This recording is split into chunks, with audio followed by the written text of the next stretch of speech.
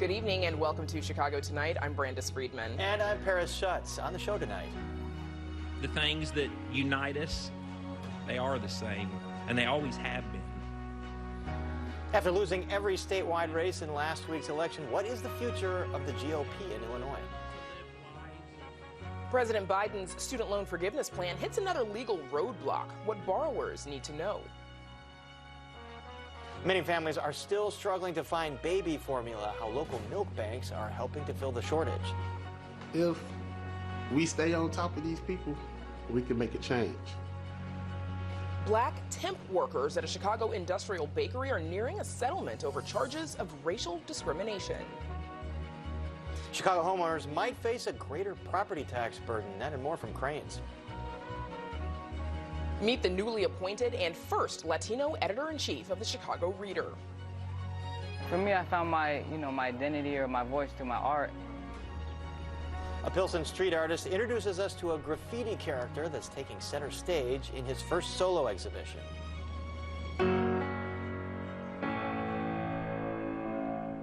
And a top concert pianist talks about her years in Chicago and Ukraine, plus an early television appearance on WTTW.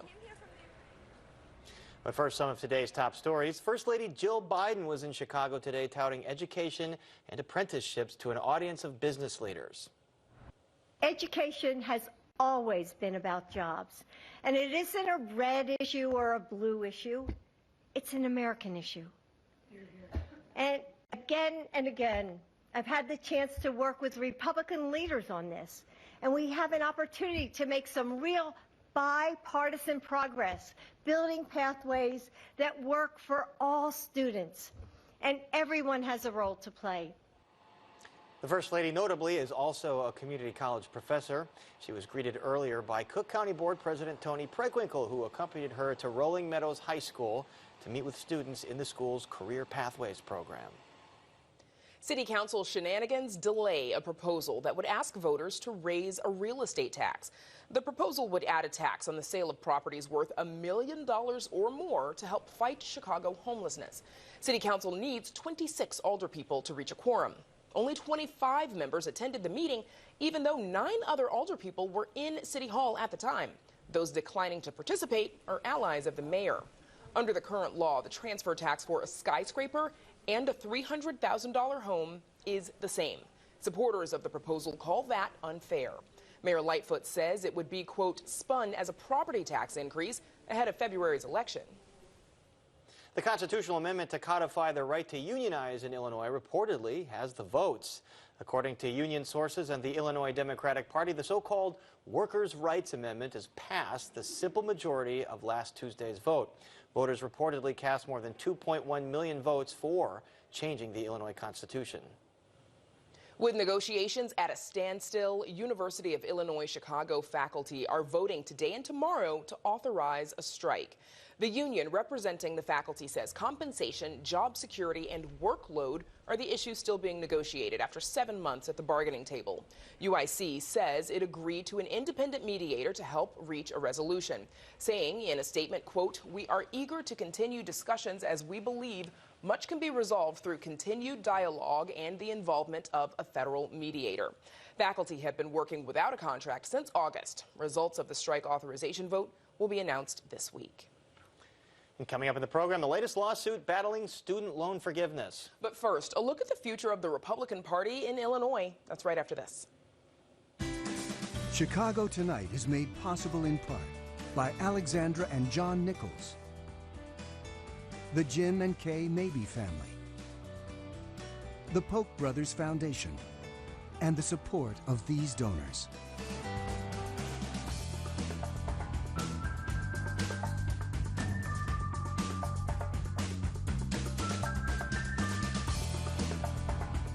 A year or so ago, the conditions seemed ripe for Illinois Republicans to gain a bigger foothold in 2022.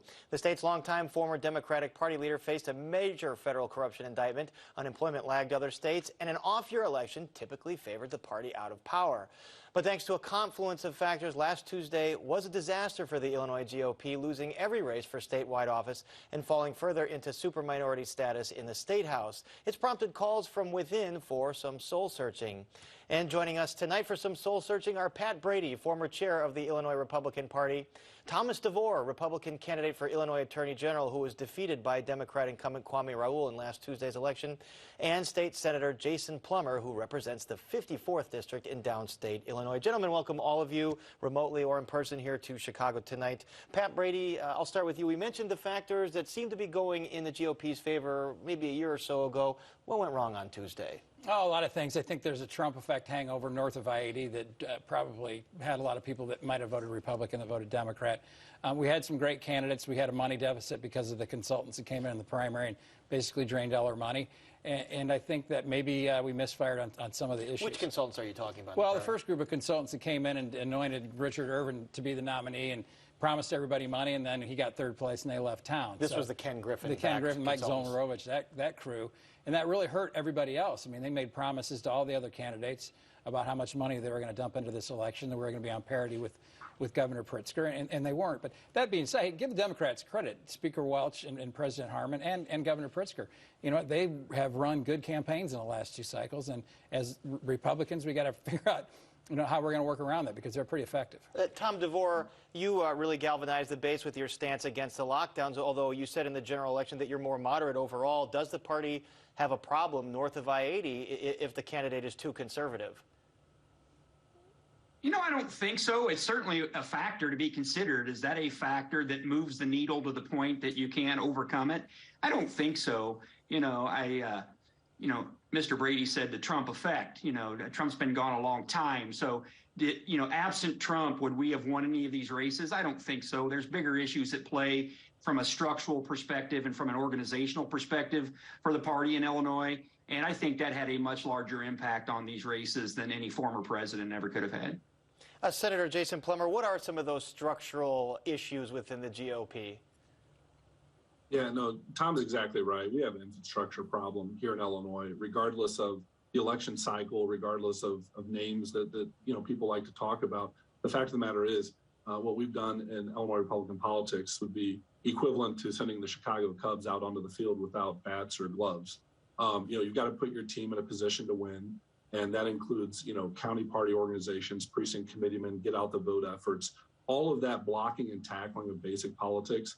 The Illinois Republican Party and the various entities affiliated with it just haven't invested, correctly in the infrastructure it takes to be competitive, and that's what we have to fix.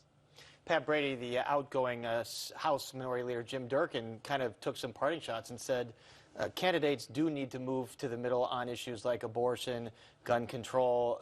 Do they? Because I might bring up the fact that the Illinois Republican Party has been out of power for the better part of 30 years in terms of state house majorities.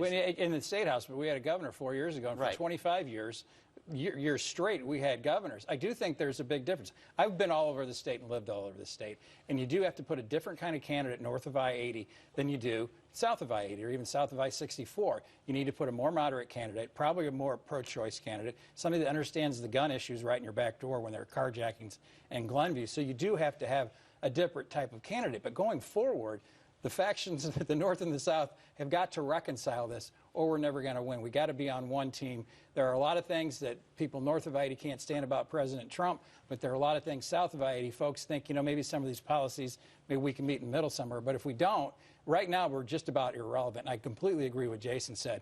All the party structure needs to go, and it needs to be completely realigned. Does that mean the GOP chairman Don Chairman, I think Richard Porter, I think the National Committee people, they need to completely restructure it. If it were me, I'd start over, start having all those people be elected, have them be actively participating in party politics, and they got to learn how to raise money. We can talk about that later too, but I completely agree with Jason that the party structure has been a complete disappointment. And speaking of that, Tom DeVore, a lot of money this cycle came from Richard Uihlein through this People Who Play by the Rules PAC. Most of their commercials seem to be about the Safety Act and crime, and it seems like at the end of the day that didn't really move the needle quite as much as people thought. Was it a mistake in hindsight? No, I don't think that those issues necessarily are a mistake. I think the conversation we're not having is there's a whole huge segment of the population that doesn't pay any attention to that type of advertising. It's not necessarily completely should be abandoned, but it's an outdated way of campaigning. while we have people that play by the rules running ads on these issues, you got the Democrats sitting in the background with a well-oiled mail-in ballot, get out to vote campaign that's out there getting ballots completed, getting election votes, and we're running ads for November 8th. That was the main issue that caused us to lose. That's, I spent $250,000 on a campaign and had more votes statewide and won more counties than any of the other candidates, and the ones that spent $10 million. Because again, that big advertising, it doesn't move the needle with an overwhelmingly and ever increasing number of people are voting. They don't pay any attention to that stuff. So you're saying kind of a get out the vote operation, a better early vote operation. Of course, President Trump cast a lot of doubt on things like that in 2020, obviously. Jason Plummer, the conventional wisdom in recent cycles seems to be that you need to kind of hew to the party's base to get out of a primary, but then that candidate can't win in a general in this state. So how do you solve that catch-22? Well, I think that goes both ways. I mean, I think you have to have the base in order to win, and then you have to go to those folks in the middle, the independents, the moderates, and talk about messages that matter to them. And I don't want to be kind of the boring one here. I know folks want to talk about President Trump and different things, but the fact of the matter is we could have the greatest candidate on earth. We could have as much money as we possibly need. But if we don't have an infrastructure in place to be competitive, like the Democrats have, a well-oiled machine, we won't be competitive. So the issues matter, the issues matter, the personalities matter. But, dating back to probably the late 90s or the early 2000s was the last time that we really had an infrastructure in place. That was an infrastructure, unfortunately based on patronage, which, that's out the window, that's in the rearview mirror. Now we have to go forward, and that infrastructure has to be built on the precinct committeemen and the party base, and you grow from there. And, I agree with what Pat said is about, Illinois is a very diverse state. My Senate district is half rural, half suburban. I come from Madison County. It's the largest population center outside of Chicago. I understand Illinois pretty well. And I think that you can win being a conservative in Illinois, but a lot of times it's how you carry that message. And you have to respect that, your priorities may not be the priorities of the average Illinois family. And that's where we need to be focused. And at the end of the day, again, greatest candidate on earth, as a Republican in Illinois, will not win unless we have the party infrastructure rebuilt and ready to compete with the Democrats. They have a head start on us, and we can catch up, but we got a lot of work to do. In your area, Madison County and the St. Louis metro area. Yeah, Tom DeVore, you wanted to jump in there. No, I was just agreeing with Jason. That's all. Go ahead, sir. All right. Here's the thing I do need to say, though, because, listen, we're all friends. You cannot underestimate the impact, the negative impact that Donald Trump had on the Republican Party north of I-80. I walked in the 6th Congressional District and the 14th Congressional District, and it was horrendous, the dislike for Donald Trump. And if he's going to stay around and run for president, and he's going to be our standard bearer, we're not going to win seats ever again. Well, and Pat, I want to kind of jump on that and extrapolate out nationally. But Pat, at some point in time, you got to realize you're the only one talking about him. Everyday Republicans that I talk to, they don't talk about him. I live up here, and I walked up here, and they still talk about him. And he's announcing tomorrow, after a disastrous midterm. Point is, listen, you and I probably agree, all of us agree on a lot of things, but this guy's a train wreck for the party. We need to get rid of him and move on. And we've got good alternatives in Governor DeSantis, Nikki Haley, and some of the other ones. But as long as the Republican Party hangs on to Trump, we're going to go in the wrong direction. How do you think this is going to play out nationally? Because you do have some finger-pointing going on nationally for a poorer-than-expected performance. Poor, we got killed. It was horrible. I mean, you could not have had a worse. And I would just say this because Pat and I likely agree on more than we disagree. But as long as we're having that conversation and not having the conversation about the organizational, institutional shortcomings that Jason and I have been talking about, we're just wasting our energy talking about a topic that at the end of the day is not going to change the needle. The head of the party would be Donald Trump. And as long as he is the head of the de facto head of the party, we're never going to have anything but Donald Trump land. I agree with you on the infrastructure. Let's do it. But let's get rid of the guy that's cost us so many races. All right. I never called him the head of the party when he was president. Well, I never called him the head of the party when he was president. I was on the national committee. You want to get one quick last word here because we got to go, but one quick word. Yeah, no, I'm listening to the conversation. I want to highlight one thing because I'm kind of a numbers guy. I've dug into the data, and I'll tell you one thing that's interesting. And again, going back to infrastructure, the blocking and tackling, the things that matter.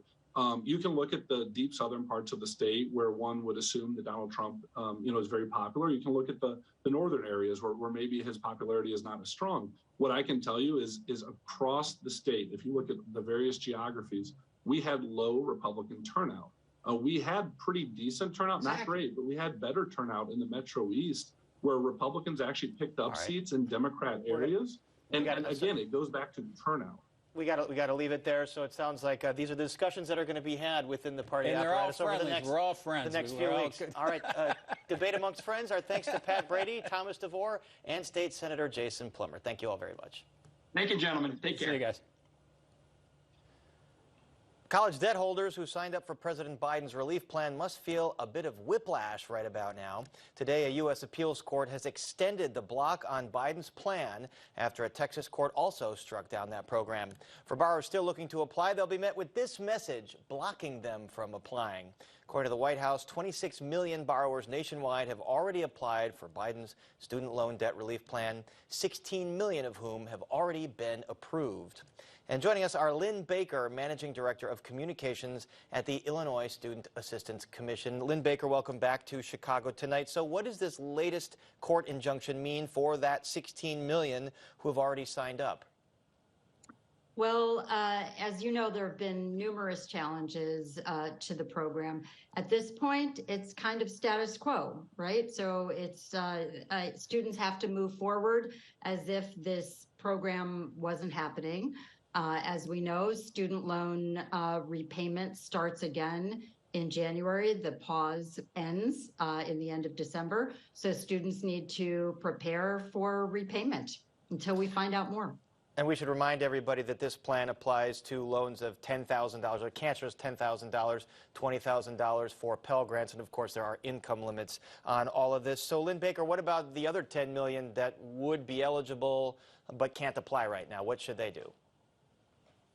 Well, again, the website does say that you can subscribe for alerts. And so as soon as, or if people are going to be able to apply, they should, subscribe for an alert, and then they can apply once they reopen the applications, if in fact they do reopen the applications. In the meantime, you got to get prepared to repay your loans. And there are so many legal challenges out there, and this appellate court ruling is basically saying okay to the injunction to pause this as those legal challenges play out. In general, can you give us a synopsis of where those legal challenges all are? Yeah, so there were 6 states. I can't recall all of the states, but there were 6 states that were challenging the program based upon there were some issues related to standing and whether or not those states had standing to challenge it. The latest, a circuit ruling says that the state of Missouri at least has a proper basis to bring the case. Again, it's not a ruling on the merits of the case. It's just that the state of Missouri would be able to bring a case, and it relates to a preliminary injunction. So they would be able to move forward with that injunction. So a ruling on the standing of the case. So how long do you expect all this to play out legally if they haven't really even gotten to the meat of the cases? Well, I'm not an attorney, at least not anymore, so I wouldn't be able to tell you that. But, who knows? I mean, it could be a while. And certainly, I think students need to move forward in getting ready to start to repay their loans until we find out more. Assuming this relief isn't going to happen, what does that do, this whiplash, when you're one of these borrowers and you're thinking I might have $10,000 in debt canceled or $20,000 in debt wiped out, now probably not. How does that affect your financial decisions? Well, certainly it has an impact. One thing that I think it's important for borrowers to consider is as you get ready for repayment, and also let's not forget that there would be some borrowers who, even if they got this student loan debt relief through this program, would still have some additional debt to pay off. So they would still be dealing with repayment again. And so a couple of the things to remember is that, if your financial circumstances have changed, or even if they haven't, you may want to look at the different repayment programs that are available and compare them. Studentaid.gov has a really nice program on it that allows you to compare the different repayment programs and see how much you would have to pay under those programs. And then you can talk to your loan servicer. And if you want to change your repayment program, you can change your repayment program. And it's also important for borrowers to remember that you can do that for free through your loan servicer. You don't have to pay to change your repayment program. All right, so still some opportunities here, even if you're not going to get this federal relief for now, to restructure your debt. What advice do you have for students starting college or currently in college or community college that are looking at their financial position and debating whether to take loans out? Well, so there's a couple things that are just always important for students to remember. And the first thing is you want to take advantage of any financial aid you're eligible for that you don't have to pay back. So that means grants and that means scholarships. And the way to do that, to make sure you can do that, is to complete the FAFSA. You want to complete the free application for federal student aid, or if you are an undocumented student in Illinois, the alternative application for Illinois financial aid, because that's going to determine what kind of grants or scholarships you would be eligible for. That's the first thing you want to do. Next, you want to make sure if you do take out a loan that you don't take out more than you need to pay for your expenses, because the reality is you'll use up all that money and you're going to have to pay it back. Or likely you're going to have to pay it back. Very sound advice in a bit of an uncertain time for student loan borrowers, college borrowers right now. Lynn Baker, thanks very much. My pleasure. And up next, a check-in on the supply of baby formula in the U.S., so please stay with us. Do you think there's been sort of a rethinking of how those events happened here in Chicago? I made a promise to myself in my career that every year I would make a piece of art dedicated to the memory. Got into a zone of mentor to children. See what we can do to kind of elevate each other. We all we got at this point. I'm using my past to push forward, to build a movement to create the world that we all want to see.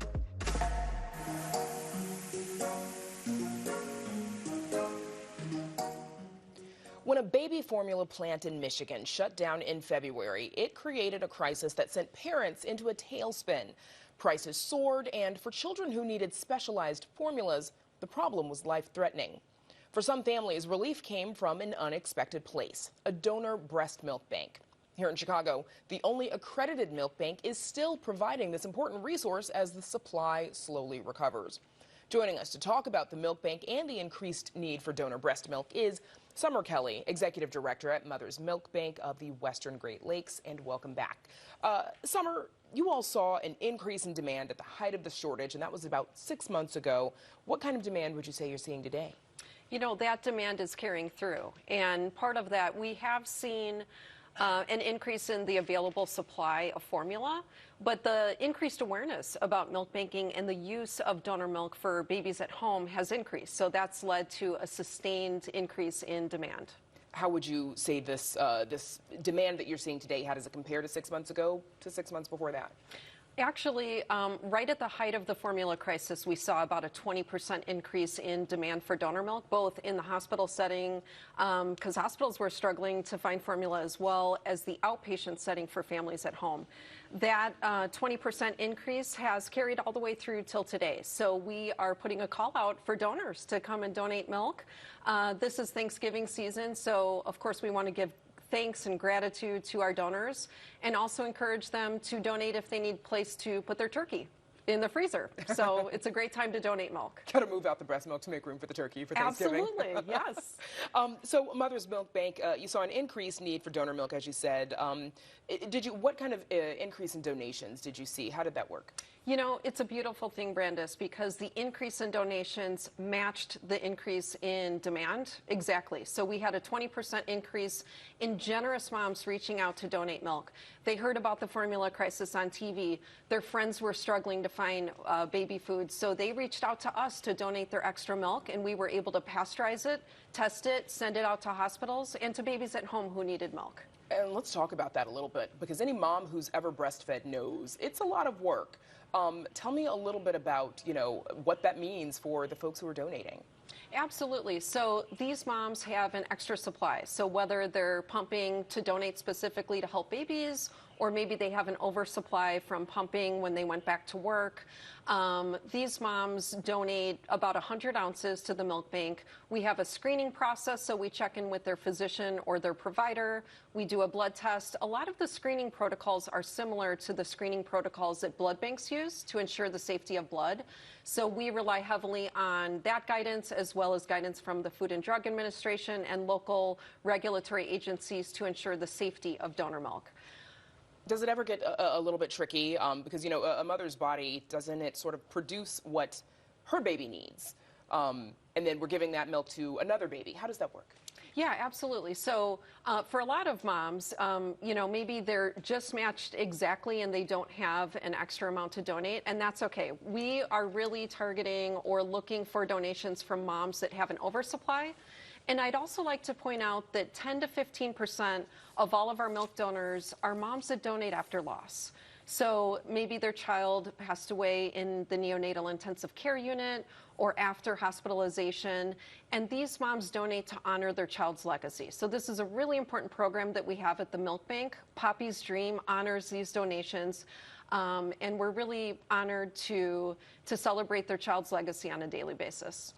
Now, officials say the supply of baby formula has increased since this crisis some months ago. According to IRI Worldwide, an analytics and market research firm, baby formula supply is at around 87%. That is up from 69% during the height of the shortage, but still not quite at the 90% from just before February. Does that track with what you're hearing from parents? Absolutely. So we have seen a decrease in the urgent calls of families at the Walmart, you know, or grocery store parking lot who are looking for formula.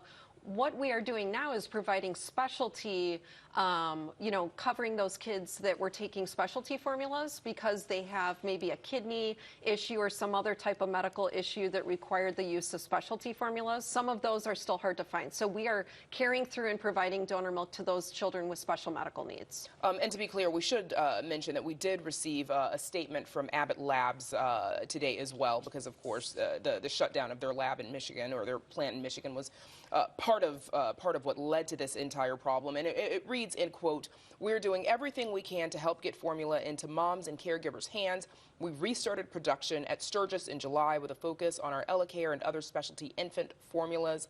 And in September, we began production of several Similac products at Sturgis, which are reaching shelves shortly." And we should mention, it goes on to say that they're working with their global providers, their global facilities as well, to ship tens of millions of pounds from the facility in Europe.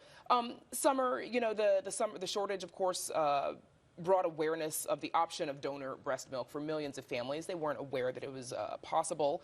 And you all have, you want to keep the momentum going. You've got a drive coming up. Tell us a little bit about that. Yeah, so Giving Tuesday is a drive for milk. So this is an opportunity for moms in the Chicago area and beyond, because we serve all of Illinois and Wisconsin, for moms to reach out to donate their extra breast milk. So we would be really grateful if moms would just give us a call or go to our website at www.milkbankwgl.org. They can fill out a donor interest form and start that donation process. And if a family's watching and they don't have milk to donate, or they're not eligible to donate, you know, financial donations are welcome, and we will use that money to support Poppy's Dream and all of our programming at the Milk Bank. And what is the cost for families who are receiving donated breast milk? So that's a great question. So luckily in the state of Illinois, we have a fantastic law in the books that Governor Pritzker signed into law that took effect in 2020. And that mandates the coverage of donor milk for children with special medical needs. These includes premature babies, babies with GI conditions or other conditions that mandate or warrant the use of donor milk. So in those cases, Medicaid and insurance should cover the cost of donor milk. And if not, then families can have a self-pay option, and we do offer charity care and discounts through the Milk Bank. Okay, and feeding babies, super important. Summer Kelly, thank you so much for joining us. Thank you, Brandis. And up next, a top concert pianist on life in Chicago and Ukraine, plus her early appearance on WTTW. Stay with us.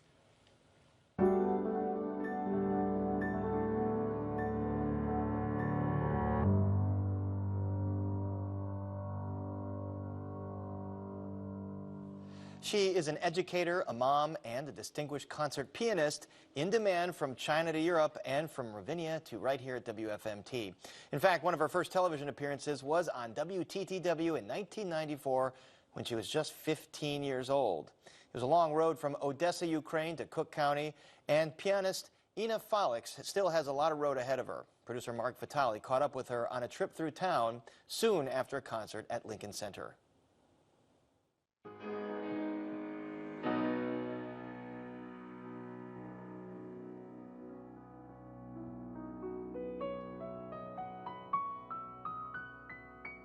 I don't like distinctions of classical music versus popular. I mean, great music is great music, and it comes to life through communication and passionate, convincing, and committed performances. Every note needs to speak in a very specific way. Just like an actor will never say two words the same way, I feel like a musician needs to speak every note differently, and every note communicates something particular. That's part, of course, of a greater whole.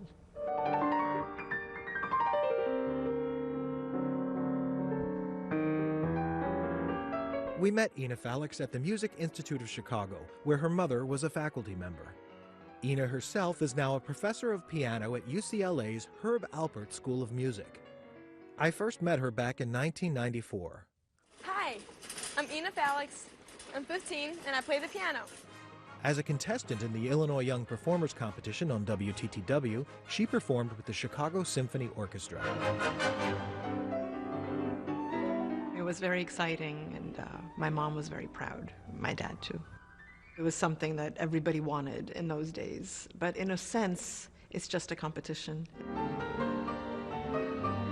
And I try to tell that to my students and to those I mentor, that you can't place everything on that one moment, that one performance, or that one competition. It's just one stone in the road. Felix lives in Los Angeles. She was visiting Chicago for a memorial concert for her mother, who was her first teacher. She recalled coming here from Ukraine. When I came here with my parents from Odessa in 1989, and my mother took me through immigration, making me practice on the tables wherever we were when there was no piano, so that I wouldn't lose my technique as a 10-year-old. Whether performing concerts from home or touring the world, Ina Felix has a reputation for fearlessness. Everyone has butterflies in their stomach, and it's just what you do with them is what matters. Do you turn them into an energy which then takes you through an exciting performance, or do you let them affect you? And as for her busy life as a touring pianist, educator, and mother, it's like having 9 lives, like a cat, you know, and each one, it's like you take on these roles and you just do them. And of course, one has to be very organized, but I think it's all part of being a human, and it's part of this very rich experience that I'm so grateful for. For Chicago Tonight, this is Mark Vitale. Ina Felix's most recent recording is called Reimagine Beethoven and Ravel, and she's writing a memoir to be published next year. We'll let you know when she's back in the Chicago area, and you can find out more about her on our website. And still to come on Chicago Tonight, more companies are moving from the suburbs to downtown. Find out the latest one to make the move, plus more business news from Cranes. Chicago area temp workers and their advocates say a class action lawsuit over alleged discrimination points to widespread problems. Meet the new editor-in-chief of the Chicago Reader and what he envisions for the free alt-weekly publication. For me, I found my identity or my voice through my art. Plus, a Pilsen street artist introduces us to a graffiti character that's taking center stage in his first solo exhibition. But first, some more of today's top stories. The state's first social equity marijuana dispensary has opened. The Bucktown store, called Ivy Hall Damon, has a 61% black ownership stake. When recreational marijuana was legalized in Illinois, the law added social equity licenses for businesses led by people of color. The lawsuits over the lottery of those licenses have delayed those dispensaries from opening for years. Before today, recreational marijuana had been sold by dispensaries operated by mostly white ownership teams. Illinois Supreme Court officially has a new Chief Justice. According to the best of my ability. According to the best of my ability. Congratulations, Chief Justice. Chief Justice Mary Jane Tice was sworn in as only the 4th female Chief Justice by another, Ann Burke. Tice takes the helm just after the election of 2 new Illinois Supreme Court justices, won by Democrats in high-profile election battles. But the new Chief Justice stressed today that partisanship would have no place on the bench. The Chicago Police Department held a promotion and graduation ceremony today at Navy Pier. Dozens of new Chicago police recruits and recently promoted officers listened to Superintendent David Brown talk about the reality of being a police officer today. Even though it's never been a tougher time to be the police, trust me when I say the majority of people out there have your back. People want the police. They need the police. And now we go to Brandis for some of today's top business headlines. Brandis. Paris, thank you. Property owners will receive their tax bills soon, and homeowners might be a bit let down. Zorro, an e-commerce platform for business supplies, is joining the list of companies moving from the suburbs to the city. And McDonald's is rolling out what they say is their largest global campaign to date for the World Cup. Here to go behind the headlines is Crane Chicago business editor Ann Dwyer. Ann, happy Monday. So Chicago property owners are about to get their tax bills. Why might homeowners and landlords have different reactions? Well, homeowners are likely to be carrying a bigger part of the load this year, Brandis, and that's because many commercial property owners, especially downtown, have been successful in appealing their property tax assessments to the Board of Review. Now, Cook County Assessor Fritz Kagi put out some numbers today that Crane's reported that do show that homeowners this year will be bearing nearly 53% of the tax burden this year. That's up from 52% last year. Non-residential properties, meanwhile, will be bearing 47.2% of the burden. That's down from 47.9% last year. Now, these sound like very small incremental percentage differences, but when we're talking about total tax burden, it can really matter to a homeowner's bottom line. This is all because commercial property owners have really been resisting Fritz Kagi's efforts to move the tax burden away from homeowners and toward commercial buildings. It's an ongoing battle, and it's going to be playing out when people open their tax bills later this month or early next month. Now, Zorro, that's an e-commerce platform offshoot of maintenance supply giant W.W. Grainger, moving from the suburbs to downtown, 500 West Madison. How large, Ann, is this trend of businesses moving from the burbs back into the city, downtown in particular? You know, it's a trend that started rolling, Brandis, before the pandemic. I mean, we saw it with McDonald's coming into the West Loop from Oak Brook, Kraft Heinz, Mondelez really were marching in that direction. And even after COVID struck, we saw Hobby Group and Cisco doing the same thing. And it's really all about trying to be located in places where young tech talent wants to live and work. And even in today's hybrid and remote environment, these companies are betting that being in a central business district as opposed to a far-flung suburb is going to make it easier for them to attract talent. In the case of Zorro, they are moving from northwest suburban Buffalo Grove down to 500 West Madison Street. They've signed an 11-year lease there, which represents a pretty big commitment.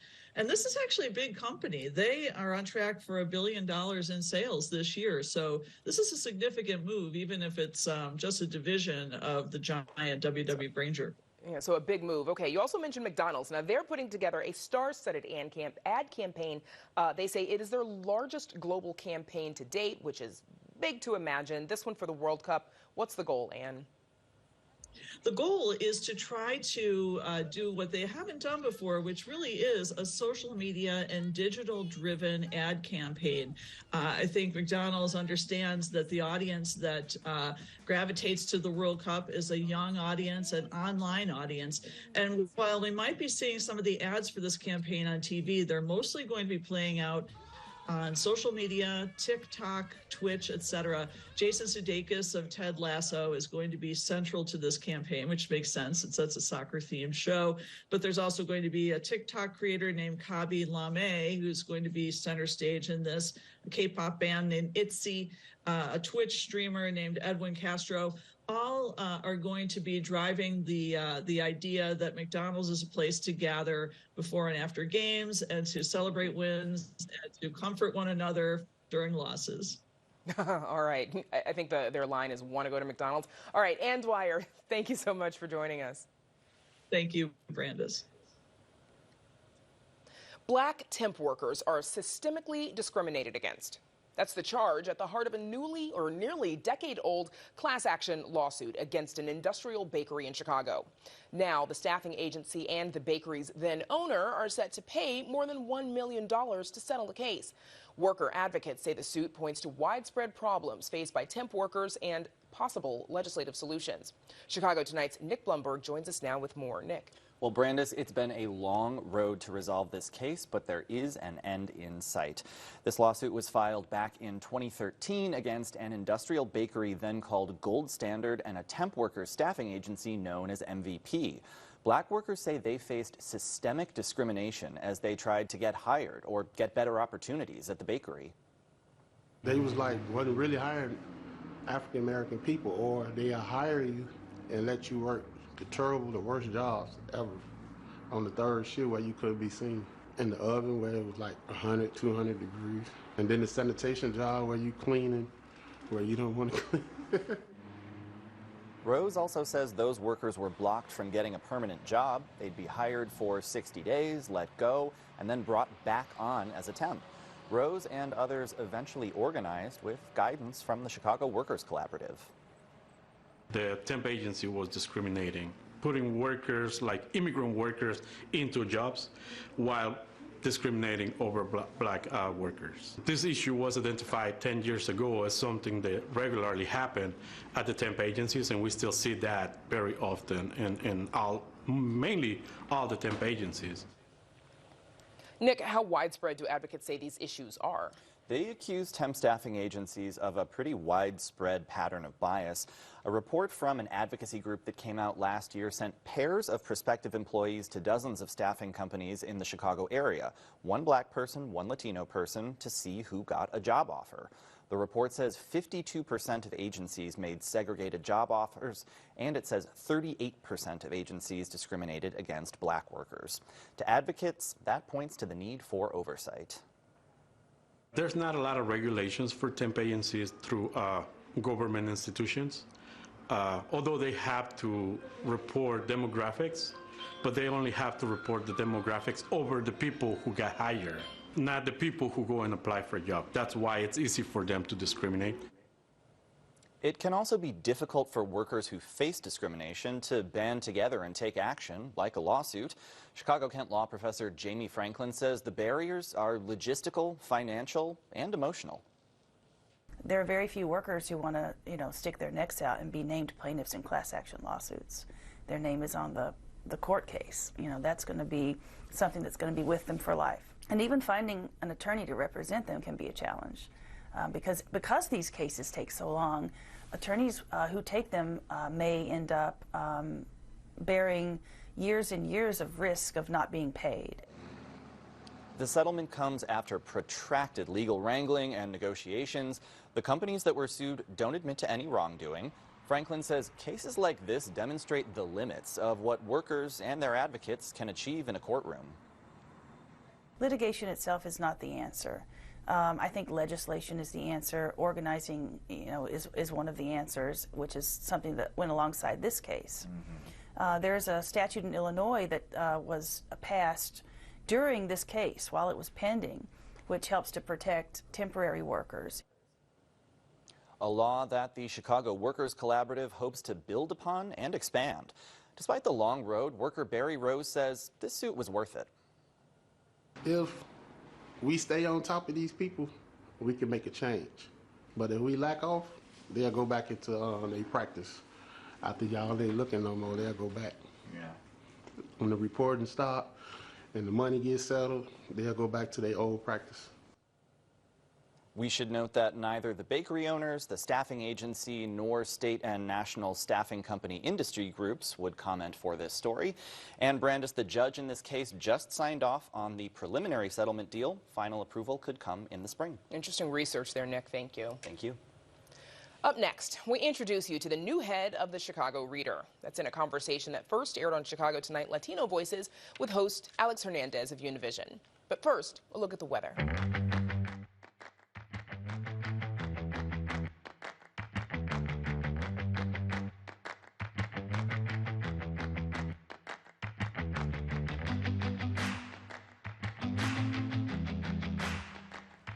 The Chicago Reader is a much-beloved community institution. In a pre-digital age, it was an indispensable guide to all things Chicago. But in a world where almost any information is just a Google search away, it's a tough time to be an alternative and free weekly newspaper. Tasked with the job of maintaining the Reader's relevance in an ever-changing media landscape is Enrique Limon. He is the Reader's new editor-in-chief and the first Latino to hold that position in the publication's more than 50-year history. And he joins us today. Enrique Limon, welcome. Thank you for joining us today. You were first a fan of the Reader long before you got the top job. What does it mean to you to now be leading what is a Chicago institution? It's a huge responsibility, for starters, right? I first fell in love with the Reader when I was in Chicago in the summer of 2009. Under a fellowship at Medill, and I saw then the grip that the Reader had on the local zeitgeist. I could only dream back then of one day even being a freelance contributor to the Reader, let alone the editor-in-chief. So here we are, all these years later, a lot of lessons learned, a lot of climb happening on that professional ladder and that masthead to get to this point.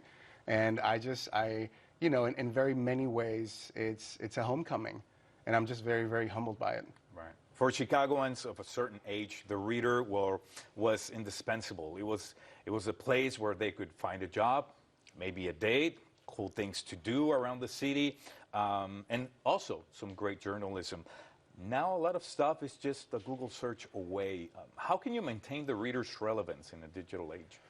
You know, I think that the Reader represents something so special in the lives of many, if not all, Chicagoans.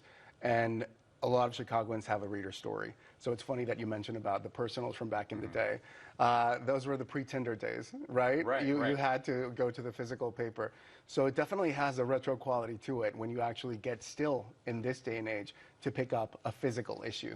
For me as a media person to actually get to produce that is extraordinary right now. I feel that people turn toward the Reader online and the physical issue of the Reader for that same, to reestablish that sort of same connection that they have the product. I was just talking and interviewing actually a film director, and it was very funny. She mentioned near the end of the interview, you know, I just have to tell you, I met my husband through the Reader Classifieds, and not only that, I was a Reader ad of the week, which was a thing back in the day. Okay, so there's so many stories like that I've encountered that it just reminds me of the Reader's relevance, and everything that's old is new again. The same thing could happen for vinyl or vintage clothing. And it's I was just going to say that, right? A lot of people are going back to vinyl. So we might say that a lot of people might be going back to alternative newspaper as well, right? Even for journalism, will we still see some good journalism? Oh, yeah, you can see it not even every week or every other week, which is how we print nowadays.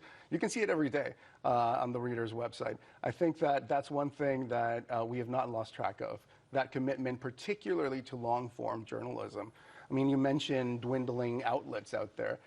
They're certainly dwindling when it comes to being able to sit down and produce a 3,000, 4,000, 5,000 word count piece.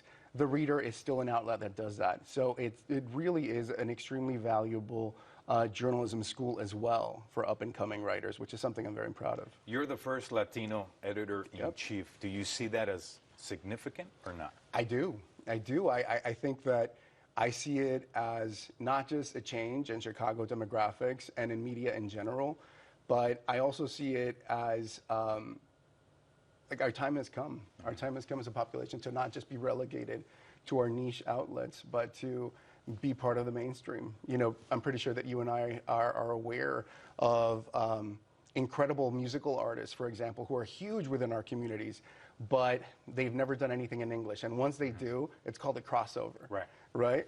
And so you can be the most famous and most multi-platinum artist, but unless you do that thing in English, you're sort of relegated to that niche category. You need that crossover. So the fact that I get to be editor-in-chief in an industry that has always been very progressive, but that hasn't always had the door open for other minorities and other underrepresented groups is very big. Speaking of our community, do you see still opportunities to grow your audience in the Latino community? Yes, yes. And in fact, within the past year, the Reader has really made an effort to translate those big stories into Spanish. So now we have a whole section of Reader stories in Spanish, and we plan going into 2023 to really expand that.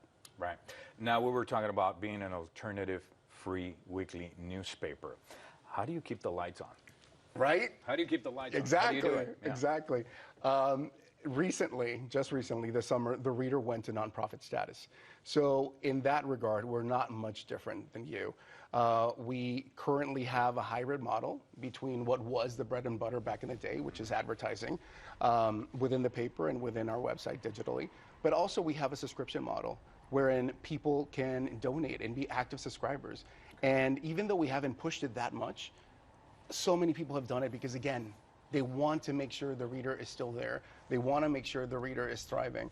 And so that's extremely meaningful. And of course, you know, there's also the opportunity to partner up with large organizations who issue grants, et cetera. So you know, we're figuring out, but I think we're doing good. What would you say it means to be an alternative newspaper? It means going against the grain. It means marching to the beat of your own drum. It means being a creative school and launching pad for other journalists, particularly journalists from underrepresented groups. And it means being with the times. You know, alternative news weeklies, including The Reader, which is sort of the daddy of them all, sprung from counterculture movements of the 60s and 70s. So you have to go back and look at it through that scope and then adapt it and say, okay, what's the counterculture now? And so that's what we're currently chasing. Well, Enrique, thank you so much, and congratulations, by the way. Thank you so much. Back with more Chicago Tonight, right after this.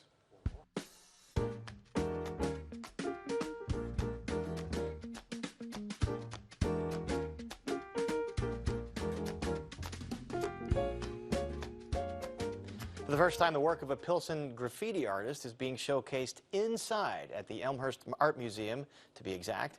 Arts correspondent Angel Ito recently introduced us to Centrock and shares the message behind his graffiti character seen flying around the city. Here's another look. I'm mostly known for my murals and my street art public work, but I really wanted to convey the message and the story in a more, I guess, like 3D way, or something that the viewer and the audience can have a little bit more like hands-on and kind of put themselves in the story. It's the story of Centrock's signature character, Bird City Saint, that the visual street artist wants viewers to step into when visiting his exhibit, The Boy Who Wanted to Fly, at the Elmhurst Art Museum.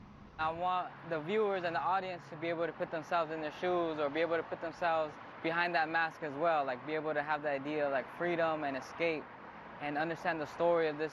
It's basically the story of like a young Latino who grew up in the hood, you know, this young boy who grew up in certain types of environments that really wanted to find his artistic voice and live out his dreams. It's a narrative similar to his own, but unlike his public art, the solo exhibition allows him to tell his story through several mediums, not just spray paint. In the story, you see the young boy finds it through a spray can, and that's how I found it. Like, just finding, you know, the art through graffiti and street art, I was able to find my voice. In the second space, what I consider the character's like safe haven, his birdhouse, his tree house. You'll see sketches, you'll see his ideas, just little things that represent the character's life. And then from there, you go to his outside, his environment, because I think, you know, art can't deny the environment that it's in, so I thought that was very important. So you see a giant sculpture of the kid laying down, you see a paleta cart, then you see the paintings that kind of reflect, you know, the environment. With his environment having played such a big role in his development, Centrock hopes to share Bird City Saint, who he says represents humanity, with the rest of the world. Even in my culture, like, masks are real big, you know, to represent like alter egos or empowerment or the spiritual, you know, side of things. I still want it to be, you know, universal message. I hope people take away the idea of how, you know, this young character found his voice or found his dreams, that people can be inspired to do the same, whether it's through art or journalism or sports or, you know, whatever it may be. For Chicago Tonight, I'm Angel Ito. And you can see Scent Rock, the boy who wanted to fly, at the Elmhurst Art Museum through January 15th. We're back to wrap things up right after this. Chicago Tonight is made possible in part by Alexandra and John Nichols, the Jim and Kay Mabey family, the Polk Brothers Foundation, and the support of these donors.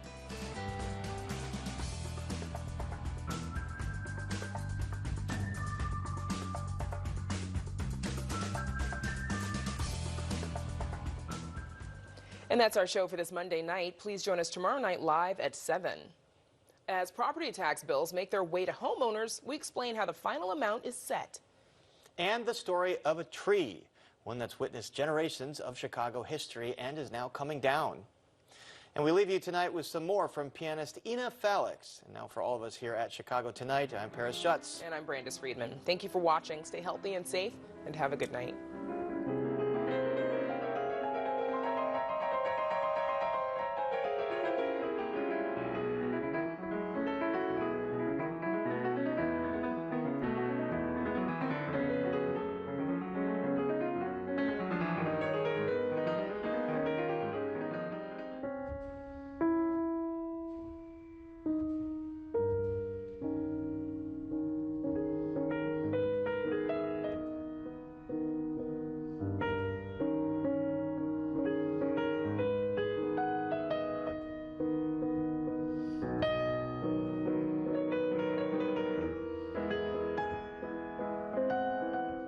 Closed captioning is made possible by Robert A. Clifford and Clifford Law Offices, a Chicago personal injury and wrongful death firm that supports free educational initiatives in the legal profession.